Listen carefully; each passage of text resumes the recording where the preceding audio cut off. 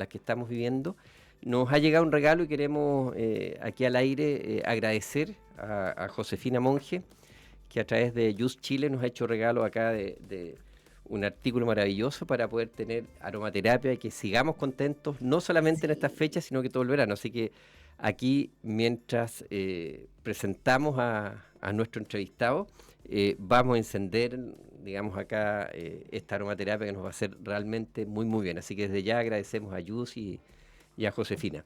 Oye, les queremos Y presentar... espérame, ¿puedo Cuéntame. hacer algo para que la Sí. comunidad, miren, aquí están haciendo una aromaterapia de Yus de pomelo y que dice, ¿para qué sirve? Para prevenir, reducir los signos de envejecimiento de la piel. Ay, ese me sirve mucho a No, mí. tú no necesitas, yo necesito acá. Aumentar el metabolismo, reducir la aparición de manchas en la piel y estabilizar el nivel de azúcar en la sangre.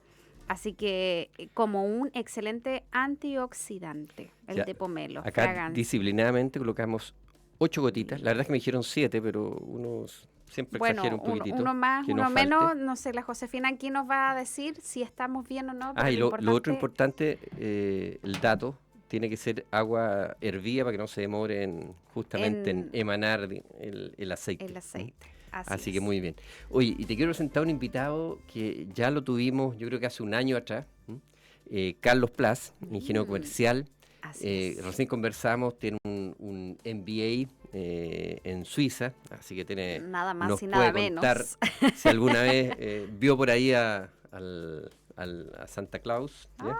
Ay, sí. Así que, Carlos, un poco para Más así. orientarte acá, Eso. mientras más cerquito y rotado para que te puedan ver ahí después desde las cámaras. Exacto. Bueno, Carlos, antes de ir al tema, ¿ya? Que nos convoca, que es que nos cuentes un poquitito qué es esto de la Fundación Frutillar, que es algo que nos llama la atención y después te voy a preguntar por qué. Eh, Tú estuviste en concesiones años atrás, estuviste también, si no me equivoco, a cargo del aeropuerto. O sea, hay todo un tema, podríamos llamar vial, de transporte, donde has tenido una participación importante, así que también podemos acá preguntar, sobre todo me gustaría que en algún momento te refieras a lo que acá generó algún tipo de expectativa, yo diría que no mucha, ¿ya? Que es el tren acá en el sur. Así que, bienvenido Carlos, ¿cómo estás? Bien, muchas gracias Alejandro por invitarme. Estoy feliz de volver. Efectivamente estuve hace un año por el tren acá, un poquito más de un año. Yo creo que fue año y medio. El Tren del Lago, que fue un lindo proyecto que no llegó a su estación. No llegó. No Claro, llegó acá no llegó a puerto, o llegó no a la llegó a estación. Puerto Montt. Claro. Mm. Pero efectivamente tengo un pasado vinculado a movilidad, transporte, concesiones de infraestructura, que espero también poder aplicarlo hoy día en lo que es la futura Fundación Frutillares. Lo voy a explicar más adelante, pero es un tema que hoy día con el sobreparque automotriz que hay y con la necesidad también de tener otros medios de transporte, como andar, son modos, se les llama en ingeniería del transporte, modos de transporte donde andar a pie es un modo también Así y que es es. el que quizás más debiéramos estimular. La bicicleta, los scooters y otros que son muy eficientes también. El autobús, dicho sea de paso, el peor de todo es lamentablemente el auto. Sí, Y el que sí, más usamos. el que más usamos. Ahora, yo creo que hay un tema también de colocarse objetivos como ciudad, objetivos como provincia, como región, Y como y persona, planificarlo. Yo creo que eso es tremendo. Aprovecho antes que nos cuentes tú y vamos al punto del tren y después derecho a la fundación. Algo que me ha llamado la atención la otra vez, hace 2 semanas atrás creo que lo mencioné aquí al aire, ¿ya? Que es la gente que pasa en los peajes detrásito de otro auto para no pagar peaje, ¿ya? Yo diría que las últimas 3 semanas me ha tocado ver como 5, que no había visto nunca en mi vida, o tal vez alguna vez en 10 años, y en 5 semanas me ha tocado en 5 oportunidades, 4 vehículos, ¿ya? Saltándose el peaje, es decir, pasan pegaditos del otro vehículo, acá no estamos dando una instrucción para que lo hagan, y pasan de largo y la barrera no se cierra al ir pegado. Sí, aprovechamos, se le saca foto y en el próximo permiso de circulación viene la multa. Pero el día de hoy me llamó la atención profundamente a la entrada de Puerto Montt, temprano en la mañana, los primeros 2 peajes de mano izquierda son tremendamente anchos, sí. ¿ya? Bueno, ha pasado una moto, ¿ya? Tú sabes, Carlos, soy motoquero, una moto de alta gama, ¿ya? Y pasó, Sin pagar. no solo sin pagar, pasó al lado de los otros vehículos a una velocidad realmente exagerada, porque ahí el cierre no es completo, ¿ya? Entonces, de alguna manera, es esa sensación, al igual de lo que ocurrió en el metro, que no estamos, la gente, no solo con la rabia, a veces con justificación o sin justificación, estamos cada vez más saltándonos ciertas normas mínimas. Así que lo coloco acá a colación y aprovecho a preguntarte, ¿es factible, es posible un tren, no solo en nuestra provincia, en la región? O sea, yo diría que la mayoría de la gente con la que uno conversa soñaría con un tren que pueda recorrer entre Osorno y Puerto Montt. Bueno, quiero partir aclarando que mi especialidad no son los trenes. Ahí yo te voy a invitar a que tengan ustedes a otro experto en movilización más pesada. Lo tuvimos. Ah, sí, claro, Sí. Lucho de Granch, que es muy amigo mío y que fue director de Metro. Él sí es un especialista en este tipo de transporte o modo de transporte. Pero efectivamente, nuestro tren lo que buscaba hacer era partir como un tren turístico que uniese en el fondo Puerto Montt o al menos Alerce, Puerto Varas, Yanquihue, finalmente Frutillar, y que sea como un circuito que lo haga reiteradamente en el día, con una orientación 100% turística, hasta que se estabilizara y teníamos las modelaciones hechas para que en el fondo anduviese y funcionara o flotara con ese tipo de tráfico. Pero ya permitía tener un buen escenario para poder hacer estimaciones. Además, aparte de eso, permitía que la gente empezara a acostumbrarse. Una de las cosas maravillosas del tren es la predictibilidad que tiene en el tiempo de viaje. Tú sabes que lo tomas a las 7:50 de la mañana y que estás entrando a las 8:12 a tal estación. Eso es maravilloso y eso no tenemos ninguna garantía, obviamente, con los otros modos de transporte. Entonces, la idea era que pudiese escalar a partir de una prueba que tenía un carácter además privado, que era el tren que nosotros estábamos impulsando, que era un tren que era un grupo de amigos, que en definitiva generamos una corporación para poder tener una cara de negociación frente a EFE y así básicamente tener dos contratos, que era uno por el uso de las vías, que son de EFE, de la empresa de ferrocarriles del Estado, dicho sea de paso, y el otro era andenes y estación, que eran las dos infraestructuras que necesitábamos. Y el automotor, que también era un automotor rescatado, que está hoy día absolutamente vandalizado en San Fernando, Linda lo teníamos, ciudad. linda ciudad. Alguien es de ahí. Saludo a Colchagüeo. Y que lo tenía muy identificado, fue el que demoró más el tema porque es un automotor que estaba abandonado hace 40 y tantos años, que nos habíamos conseguido además quien lo reparara y quien convirtiera sus motores a básicamente generación eléctrica.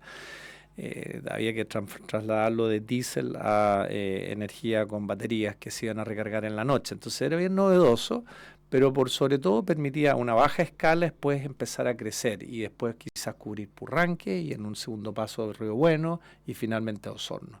Y yo creo que hay espacio, entiendo que ha habido algunas mediciones.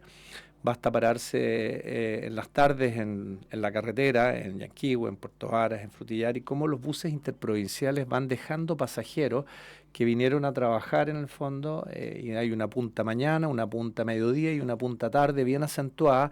Puntas son los pics que tienen los tráficos, donde uno ve que hay un mercado, un flujo que tiene que ver con la cosa laboral, gente que feliz dejaría el auto, pero que hoy día básicamente por malas condiciones de los transportes públicos no lo hacen. Pero yo creo que hay una demanda y esto permitía proyectarla muy bien. La mala noticia fue que nos faltó firmar el contrato, vino el cambio de gobierno y la nueva administración nos dijo que básicamente los proyectos de ferrocarriles los iba a básicamente asumir el Estado.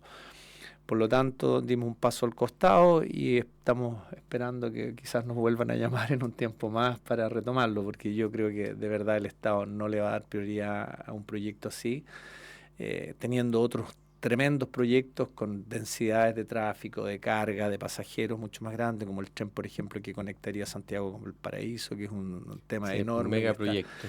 Que son proyectos de varios miles de millones de dólares. Es difícil pensar que la administración se va a distraer en un trencito local que además tenía la gracia que no molestábamos a nadie, no molestábamos ni le pedíamos plata al fisco ni a nadie, solamente íbamos a usar la infraestructura existente. Bueno, hoy ahora está el proyecto que supuestamente es uno de de las promesas del actual gobierno, ¿cierto? Que es el tren de Yanquihue hacia Puerto Montt, y se están visualizando ya los valores de los pasajes. Que incluso la dificultad que en algún momento le habíamos planteado, yo creo que no fui sola la única, sino que todos concordamos en que el proceso de Puerto Montt, las personas llegan, ¿cierto?, acá arriba a La Paloma, pero cómo tienen que movilizarse hacia al sector céntrico, donde están generalmente la mayor... el comercio donde van las personas, no había, y se está hablando de un transporte de acercamiento, ¿cierto?, del sector de La Paloma hacia el centro. Y ahí están los planos, pero yo quedo más un poco en que aún así las personas, por ejemplo, cuando salen a trabajar, porque el tiempo de distancia o el tiempo de recorrido igual es harto, porque es un tren que vuelvo a decir, no es un tren rápido como lo conocemos, por ejemplo, o lo conocen en Europa, que en 15 minutos, 20 minutos llegas a ciertos lugares de larga distancia. Aquí hay una distancia relativamente corta, que a lo mejor en auto sigues llegando mucho más rápido que, por ejemplo, en tren. Entonces creo que ahí también hay un desafío importante de cómo conquistar. Si estamos visualizando, vuelvo a decir, como un proyecto turístico, creo que es un poco más viable si lo vemos directamente como un proyecto de movilización para las personas que necesiten efectividad en tiempo y en distancia. Mira, tienes mucha razón. De hecho, los estudios demuestran que la gente se baja del auto cuando siente que tiene mejores medios de transporte. Y si esa percepción no existe, el tipo se queda en el auto. Te fijas escuchando radio, podría ser egoísta porque es una persona en un auto que igual ocupa lo mismo que un pequeño bus, etcétera. Es ineficiente, pero efectivamente no lo hace. Y acá había una restricción que la línea se ha mantenido por razones estratégicas y por una capacidad de movilización incluso que tiene capacidades militares en caso de un desastre, etcétera, para 50 kilómetros por hora. Toda la mantención que EFE le hace anualmente a su red sur permite un andar de 50 kilómetros por hora, lo cual efectivamente es bajo. Ahora, 50 kilómetros en distancia, eso significa que uno podría estar desde Frutillar claramente abajo en La Paloma en 50 minutos, que en hora punta no sé cuánto se está demorando, porque ya la conurbación Puerto Varas con Puerto Montt, que se están juntando, obviamente tiene tráficos muy densos en la mañana, uno lo ve igual en la tarde, los regresos son con mucho flujo.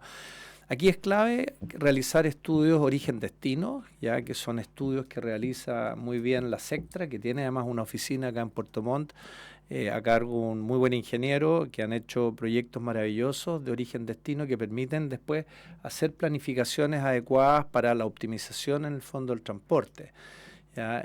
Tortel, por ejemplo, Caleta Tortel, que se moviliza mucha gente en bicicleta por las pasarelas, en bote y todo, tiene un estudio que es bien icónico de origen-destino. Uno puede querer ir a la terraza de más arriba o a un lugar que está con distintos modos, pero solo cuando la autoridad conoce eso, más la opinión de los ciudadanos o los usuarios, puedes hacer una planificación lógica. Sí, yo para cerrar el tema, yo creo que en general nos falta una visión de planificación de mediano y largo plazo. Bajo mi opinión, me tocó conocer, cuando llegué acá el año 96, la estación de trenes que quedaba en el centro, la Costanera. Ya no habían trenes que estuvieran circulando. Circulé por esa vía en más de una oportunidad, la vía férrea, que es maravillosa, el acercamiento a Puerto Montt. Mi madre vivió ahí. ¿Sí? Sí. Y lo que pasa es que se perdió, eso ojalá no se hubiese cambiado nunca, porque ahí permitía llegar efectivamente al centro, que es lo que ocurre en Europa. Pero bueno, oye, no vamos a dejar el tema de los trenes ahí.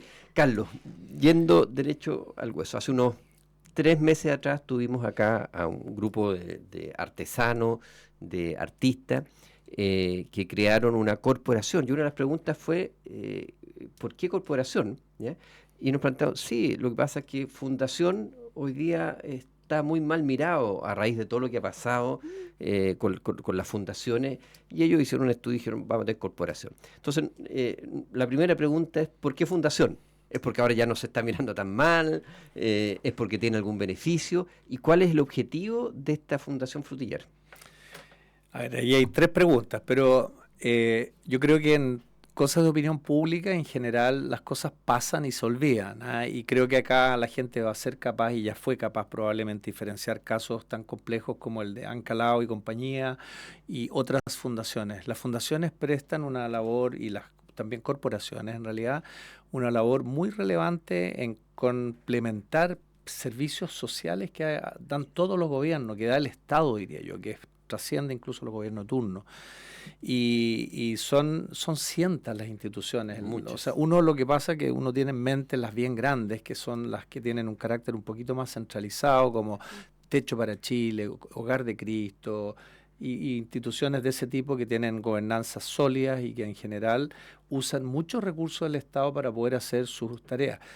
Ahí hay que hacerse la pregunta, ¿qué pasa si ninguna de estas instituciones está mañana? Si mañana desaparecieran así por Bueno, el un Hogar de toque. Cristo está en esa disyuntiva.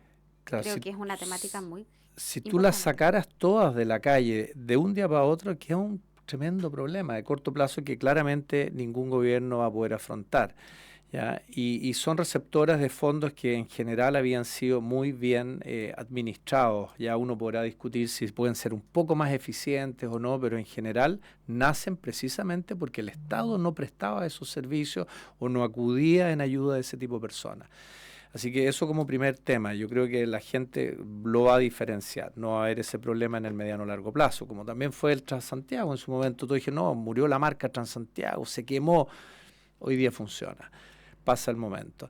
Lo segundo es que nosotros nos montamos aquí sobre una estructura existente, ya nosotros montamos, digo, legalmente, en el sentido que estamos aprovechando el root de una fundación que existía, ya por dos razones principalmente, porque en este mundo de las fundaciones y de la filantropía, en general, si uno no tiene 2 años de antigüedad y no puede acreditar alguna experiencia, es muy difícil postular a fondos, tanto públicos como también privados, que piden eso. Entonces, son 2 años que literalmente uno estaría tejiendo hasta poder cumplir con ese plazo.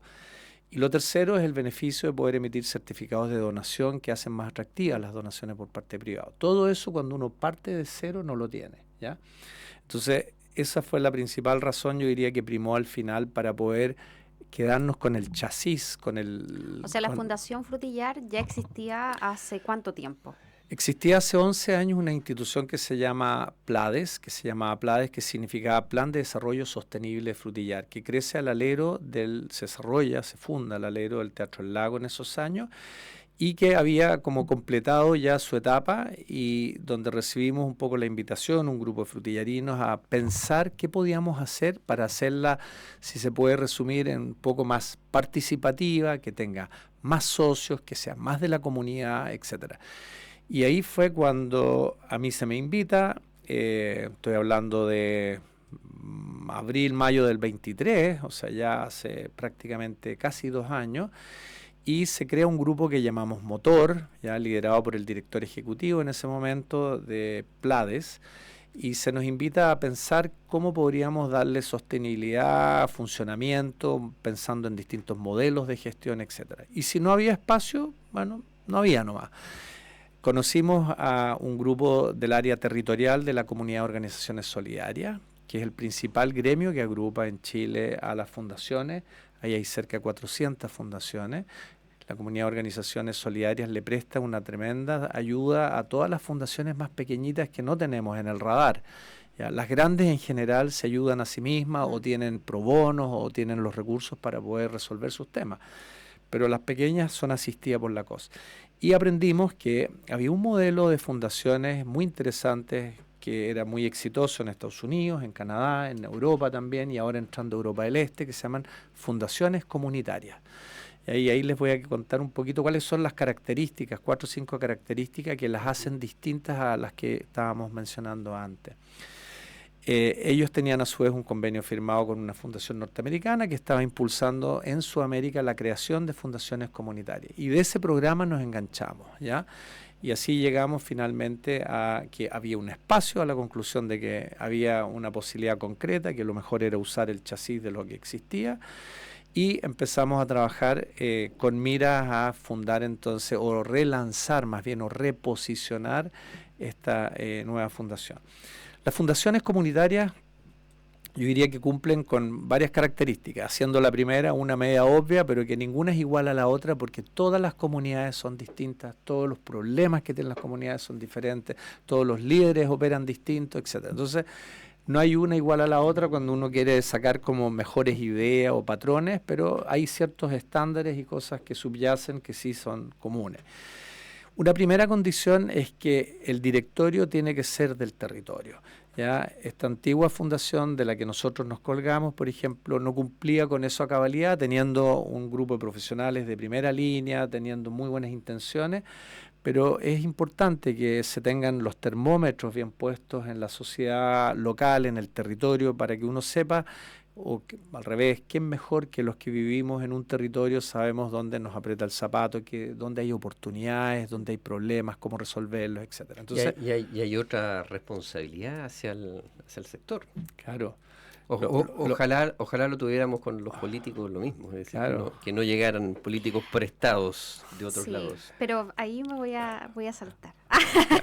Pero ¿sabes por qué? Porque no todos los políticos son así. De repente juzgamos a todos por uno o por unos pocos, y resulta que yo creo que la gran mayoría de los políticos están ahí porque quieran hacer algo y contribuir por un bien. El comentario va a que en general para la mayoría de la población, ya, votar por alguien, no que tenga una doble residencia, sino que venga de Santiago porque perdió un cupo en otro lado y venga acá en el fondo a poder seguir siendo diputado o senador. Claro. Eso la verdad es que es parte del centralismo que tenemos. Diferente a si alguien tiene alguna raigambre acá, no decimos que haya nacido, que se haya criado acá, pero que de alguna manera tenga algún trabajo, tenga conocimiento, tenga alguna, podríamos llamar, lealtad hacia quienes lo escogen. Yo creo que es eso, básicamente. Correcto. Sí, concuerdo contigo. Bueno, hay una expresión colombiana que a mí me gusta mucho, que es el de los dolientes. Aquí no había dolientes, digo yo, en el sentido de que no había dolientes que les doliese una decisión tomada o no tomada, porque están lejos del tema. En cambio, cuando tú estás en el tema, te duele difícil que se postergó un proyecto o te duele que se está ejecutando mal, etcétera. Entonces, esa condición nosotros la resolvíamos con una invitación y búsqueda muy selectiva de 7 directores que viven en el territorio, ¿ya? Y eso ya está culminado, ya tenemos el directorio, es un súper buen directorio que refleja la pluralidad también y la diversidad que tenemos. No se olviden que en estos comunas la parte rural es enorme y en general no se considera o está subrepresentada. Así que nosotros hoy día tenemos 3 directores que viven en Frutillar Alto, otros 3 que viven en distintas zonas, un par en Frutillar Bajo y uno en la ruralidad. Así que tenemos esa representación, yo diría casi perfecta de lo que uno espera del territorio. Somos un buen reflejo de eso.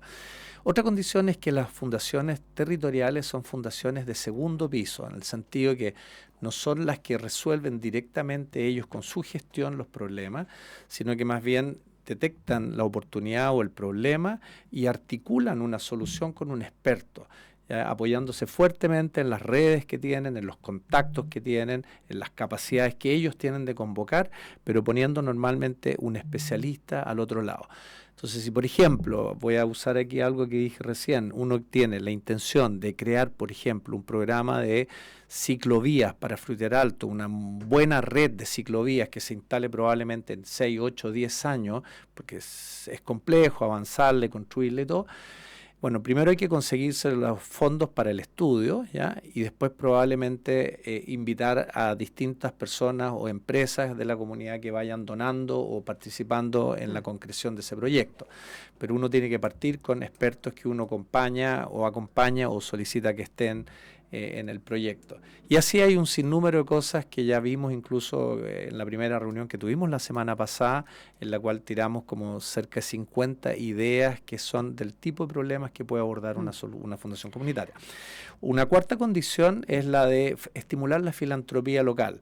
Muchos de los que quizás nos escuchan también son donantes hoy día de instituciones más centralizadas como las que le nombré y donan una plata mensual al Hogar de Cristo, a Fundación no sé cuánto.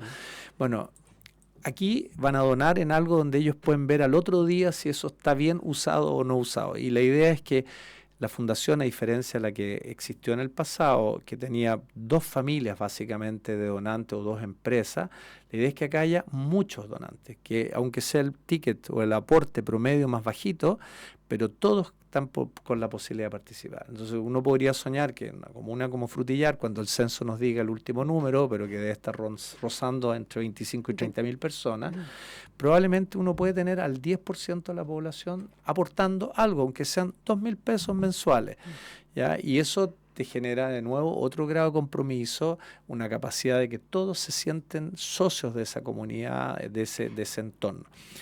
Así que hay una serie de cosas, los estatutos también debieron ser modificados. En la antigua fundación, el consejo era presidido por el alcalde y eso no nos parece adecuado. Creo que es mejor tener total independencia, no estar sujeto a los vaivenes o a la capacidad a veces de un alcalde o la motivación personal que pueden mostrar uno respecto de otro. Entonces es mejor mantener un profesionalismo ahí. Sí. Ahí mismo iba a consultar algo, porque sí, bueno, hay 2 cosas que me llaman mucho la atención y creo que lo habíamos planteado en algún otro programa, en donde vamos visualizando incluso este cambio social en donde las uniones civiles son tan relevantes y son importantes y hacerlo de manera estructurada. ¿Para qué? Para dar este sustento que estamos viendo y visualizando la importancia de que todos podemos votar, y eso es política.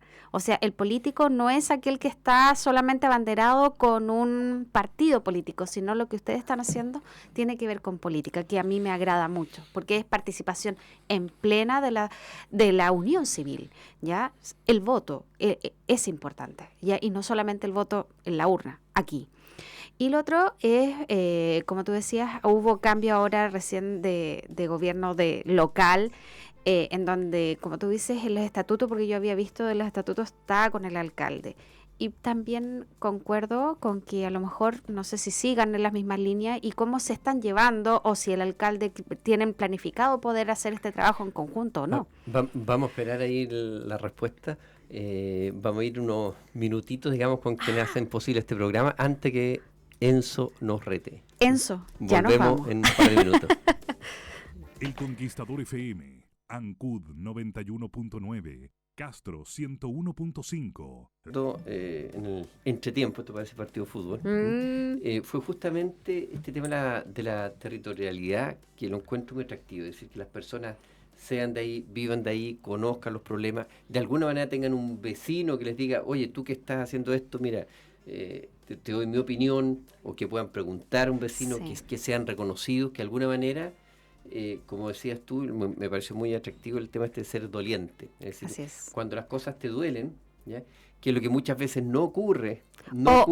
Pero ¿para qué nos vamos a los extremos? Vamos al otro extremo, cuando te da felicidad, más que dolor. Cuando te da felicidad es porque vas a hacer ahí bien la pega, porque vas a sentirte bien, más que, ay, no, es que no quiero evitar el dolor. No, yo quiero buscar la felicidad. Sí.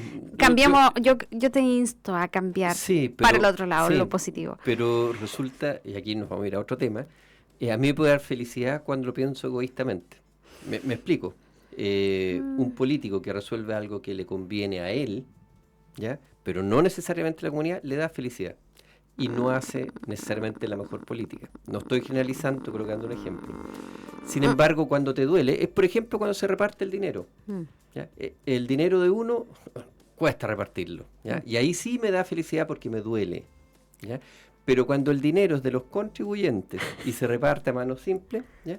No duele. No. Y es bastante más fácil. Así que, pero da para más. Grande. Oye, el tema, ¿qué podrías contarnos? Ya me queda claro que este tipo de fundaciones, ya que tú señalas que son de segundo piso, no tienen una función operativa, ejecutiva, es decir, no son fundaciones que ellos vayan a construir algo, sino que van a generar las instancias, me imagino, diagnósticas y de planes para que puedan otro tipo de instituciones y otro tipo de actores resolverla. Correcto, y déjame antes todavía terminar con un par de otras características. Una de ellas obviamente también la independencia financiera, que cuando tú dependes de uno o dos donantes, de alguna manera puedes quedar, a menos que sea gente muy generosa y que te digan, aquí usted tiene un cheque en blanco, tú puedes tener alguna forma de coadministración, etcétera. Y esa es otra de las razones por las que estamos invitando a generar este concepto de filantropía local, ya donde uno tenga muchos donantes para una estructura que siempre va a ser liviana, una dirección ejecutiva que es alguien que asista al directorio, que pone las manos para que las cosas ocurran, porque todo esto es pro bono. Pro bono es gratis en el fondo, para los que no saben, es una actividad que se hace porque uno tiene esta intención superior de actuar en lo público en complementación a otros que obviamente por distintas razones, no por necesariamente egoísmo o que no lo han visto, pero que las agendas no dan. También quiero destacar acá que esta es una labor que normalmente es complementaria a las que realiza una alcaldía, un municipio, un gobierno local. Ya, es súper importante también que se sepa que uno es un aliado muy bueno en realidad, aunque quizás viene muy cerca la recomendación de una alcaldía, por cuanto uno puede abordar una cantidad enorme de proyectos que van a estar fuera de un periodo alcaldicio o de un plazo o administración de turno, por un lado, o porque a veces no cuenta tampoco con la prioridad o los votos necesarios para gestionarlo. Entonces, al alcalde, al alcalde electo, fue invitado a una reunión en que vino esta gente de la Fundación Norteamericana, MOT, que nos están ayudando a partir, y se les explicó precisamente el rol que esto cumple en tanto a asistir, a complementar funciones que al alcalde o a la municipalidad, voy a hablar más en genérico, al municipio, al gobierno local, no les son pertinentes, no les son interesantes por los plazos. Aquí hay proyectos que pueden ser de 12 años, entonces difícil que alguien abrace con mucho entusiasmo una idea que probablemente no la va a ver. El periodo es más corto. Claro, en periodos de 4 años, 3 años y medio de efectivo. Entonces hay una serie de razones que hacen que haya un espacio que muestre además que son muy exitosas. Y se va generando otra cosa, que me tocó estar en un grupo que vimos ejemplos de fundaciones pequeñas de comunidades como la de Frutillar, por ejemplo, que tenían acumulado un patrimonio por donaciones, porque cuando la gente se muere y no tiene a quién dejarle, se lo deja a la fundación. Se llega a un punto donde esto es una espiral virtuosa, donde se ha demostrado con cosas tan concretas que la gente al morir dice, bueno, yo no tengo a quién más dejarlo y qué bien administrado queda esto si queda en manos de la fundación. Y pequeñas comunidades con fondos de varios millones de dólares en Estados Unidos, en Inglaterra, producto de que la gente dona para aportar a una causa, pero también dona para crear un fondo que administrado después permite sustentar sustenta económicamente esto y le da independencia. Como el Nobel. Es como el Nobel, es a partir de los intereses y de la gestión de esos recursos. Entonces, si alguien tiene un local comercial y ese local se arrienda por 300, 500 mil pesos mensuales, bueno, esos 500 mil de la renta van a la fundación. Y la fundación al final es dueña de un pequeño patrimonio que le permite tener una capacidad de, por un lado, pagar sus costos fijos, pero además de eso, después de empezar a abordar proyectos mucho más proactivamente. Y uno tiene que llegar a eso, y eso hay que construirlo, por supuesto, y parte hoy día con un capital medio personal, porque los amigos le creen a uno, porque algunos por aquí lo pillábamos volando bajo y se metió al directorio. Oye, yo quiero hacer una declaración de conflicto de ideas aquí. Aquí hay algo está pasando. Uno de los que pillaron volando bajo fui yo, así que le dije que bueno, acá lo estamos participando en la fundación, pero fíjate que después de, no solo ahora, lo vengo escuchando hace tiempo, yo creo que el hacer fuerte a la sociedad civil, ¿ya? Y que no haya un tema partidista, político, sino que el interés justamente de ayudarse a sí mismo, porque al final termina siendo, al ser parte territorialmente de la misma comunidad, estoy ayudándome a mí mismo, dicho de alguna manera. Lo encuentro tremendamente interesante y yo creo que, bueno, vamos a estar atentos acá a ver cómo se va desarrollando y lo que puede ir haciendo este tipo de fundaciones, porque sin lugar a dudas, si es un beneficio para la comunidad, es algo que es copiable en distintas comunas. Exacto, y la comunidad de organizaciones solidarias que la nombré al comienzo está en este momento también lanzando una fundación en Biobío. Allá nace bajo el alero o la forma que jurídicamente es prácticamente lo mismo de corporación, se llama Corporación Biobío, Corporación Comunitaria Biobío. Y nosotros seríamos la primera que es como químicamente pura, más parecida a lo que es una fundación territorial. Y obviamente ya nos acercamos incluso a otras corporaciones acá en los lagos del sur de Chile. Hay muchas corporaciones también, Corporación de Amigos del Lago Riñihue, de esto, lo otro. Hay varias en el Ranco y varias que cruzan al final intereses, pero que todas, si uno se va a su esencia, ve que son vecinos preocupados por tener una mejor calidad de vida. Si ustedes me preguntan cuál es el propósito, por ejemplo, de Frutillar, Fundación Frutillar, es esencialmente procurar tener una mejor calidad de vida, y eso pasa esencialmente por tener infraestructura que vaya en la dirección apropiada, una habitabilidad del territorio que sea mejor, capacidades de movilidad de la gente, espacios verdes, espacios y una serie de cosas que se descuelgan después normalmente de tener una buena infraestructura. Hay una directa relación, y eso lo relaciono además un poquito con mi trabajo anterior cuando estuve en la Dirección General de Concesiones del Ministerio. Las comunidades, los pueblos, las ciudades que tienen mejor calidad de vida son en general los que tienen resueltos sus temas esenciales de infraestructura. Y después puede venir un buen cultivo de los valores superiores, el cultivo del alma, de la mente y de otras cosas. Es muy difícil que uno pueda pretender tener paz social, cultivar el alma y todo cuando no se tiene agua, cuando no se tiene movilidad y cuando no se tienen cosas esenciales. Absolutamente de acuerdo. Bueno, estamos llegando, se pasó el tiempo volando, así que seguramente el próximo año te vamos a invitar. Yo no quería dejar pasar, tenemos los 2 miércoles siguientes, no nos vamos a ver, tenemos 25 de diciembre, 1 de enero. Y esperando Año Nuevo, todos bailando. Exacto, así que hasta el primer miércoles de enero nos volvemos a ver. Y simplemente yo quería a las personas que nos están escuchando desearles que tengan realmente una Navidad en familia, con los amigos. El año pasado, justamente para días antes de Navidad, acá en la radio nos permitió hablar de una historia que los invito a que la conozcan, que es la tregua de Navidad que ocurrió en la Primera Guerra Mundial, ¿ya? Donde en forma espontánea, tanto alemanes como británicos, que era la gran mayoría que estaban ahí en el sector la guerra. occidente, en la guerra, en las trincheras, salieron espontáneamente, pararon de disparar, jugaron hasta partidos de fútbol, se compartieron cosas, y fue, algunos lo recuerdan como la Navidad más hermosa que han pasado, a pesar de lo que significa una guerra.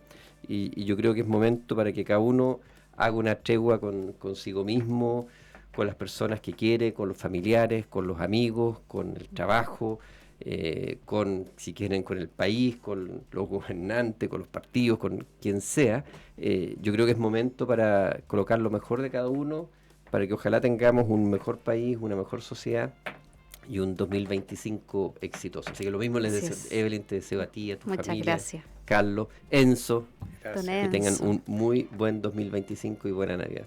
Así es, yo quiero también enviar mi saludo afectuoso a todos los que nos escuchan ahí, los que están ahí constantemente, que este año 2024 sea un agradecimiento de todo lo que nos ha pasado, todo es un aprendizaje en la vida. Ya que estamos aquí en lo terrenal, bueno, yo creo mucho en el alma, en el espíritu, y sé que las energías van a ir fluyendo. Hay que traerlos, hay que llevar a esto a lo más deseado por cada uno de ustedes, y así va a ser. Y este 2025 va a ser siempre lo mejor. Así que no se olviden esta Navidad encontrarse a sí mismo, que el mejor regalo es estar aquí presente, es mirar a los ojos, mirar a la cara, ¿cierto? Abrazar a aquellos que estemos aquí en la tierra, y aquellos que no están también. Yo soy segura de que en algún lugar, en alguna energía, en alguna estrella, como algunos dicen, los estarán mirando. Y para la radio también, porque creo que es algo súper bueno transmitir veracidad en lo que nosotros estamos haciendo, que sea lo mejor para la sociedad puertomantina, para la ciudad, para las comunas aledañas, para nuestro país y también para el mundo. Que no nos olvidemos que este planeta es un ciclo. Si a uno le va mal a todos. Así que hay que tratar de que las energías, las personas que tengan el poder o que dicen ser el poder, les dé lo mejor, y que piensen no solamente en ellos. Sí, porque no se olviden que no solamente tenemos una guerra, 2 guerras, y ojalá que quedemos ahí no más. Ya la guerra está en nosotros. ¿Qué dice Enzo? Ya me dice, ya, que me corte, es que deje de hablar. Nos vemos. Muchas gracias, Carlos. Saludo para todos, disfruten. Gracias. hemos estabilizado